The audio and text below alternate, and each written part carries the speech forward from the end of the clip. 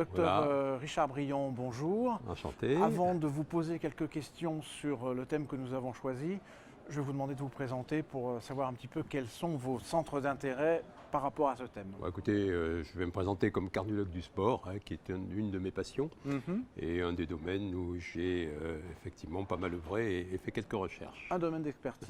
Voilà. On voulait parler aujourd'hui, suite à quelques communications qu'il y a eu ici, de la plongée sous-marine Oui. et en particulier du rôle du cardiologue quand il est amené à voir un patient.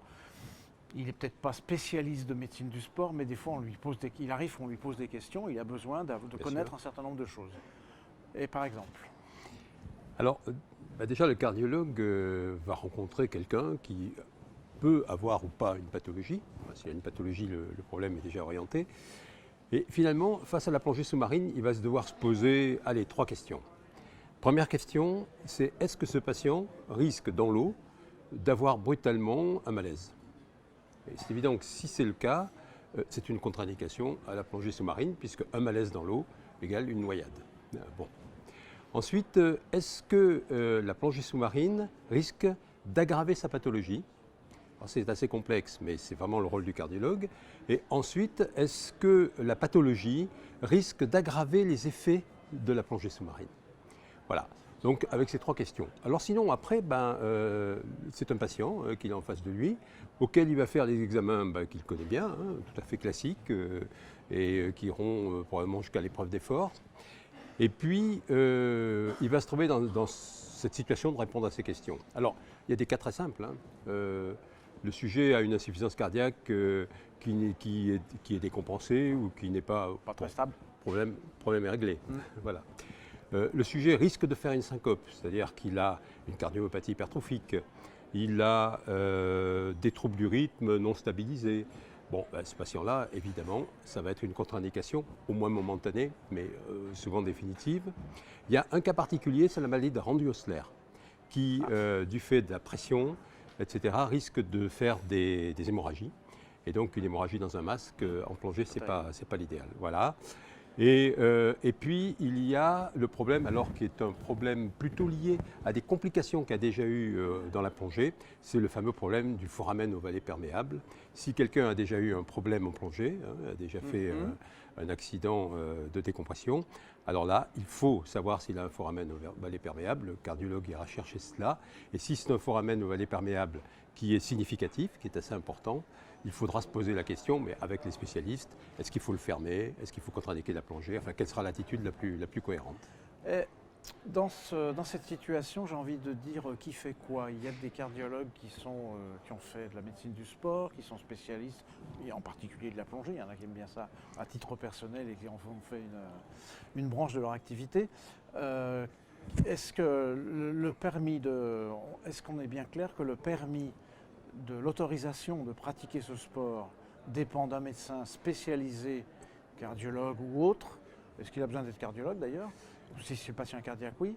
Et est-ce que d'autre part, le patient a besoin absolument d'avoir cet avis pour...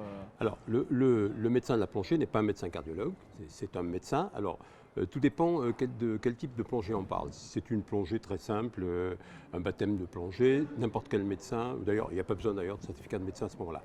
Dès qu'on veut faire de la plongée de façon un peu plus poussée, il faut un certificat de médecin et sont autorisés à donner ces certificats les médecins du sport ou des médecins qui ont été validés par la fédération de plongée.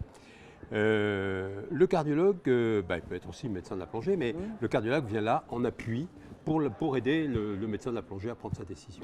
Donc la décision in fine est prise par le médecin spécialiste de cette activité. Oui. Et le cardiologue lui donne un avis technique d'expertise. Voilà, lui donne un avis technique qui en général est très suivi, puisque bien évidemment, voilà.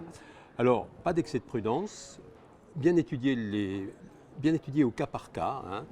Par exemple, je prends un exemple, la maladie coronaire.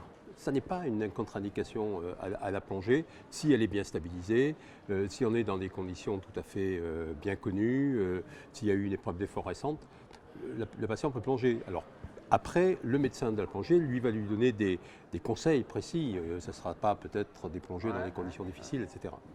Voilà.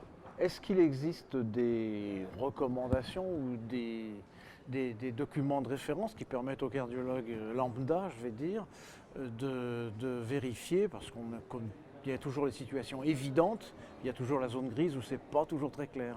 Alors oui, il existe des sites très bien faits avec des recommandations médicales qui ont été faites par les médecins de la plongée et que l'on trouve sur Internet. C'est le site de la Fédération française de plongée qui donne vraiment toutes les indications utiles et auxquelles il faut se référer vraiment quand on n'a pas de quand on a un doute, pas la compétence non ou quand plus on n'a pas la absolue compétence et si on dans veut. ce domaine-là. Et puis les choses bougent, donc il faut réviser de temps en temps.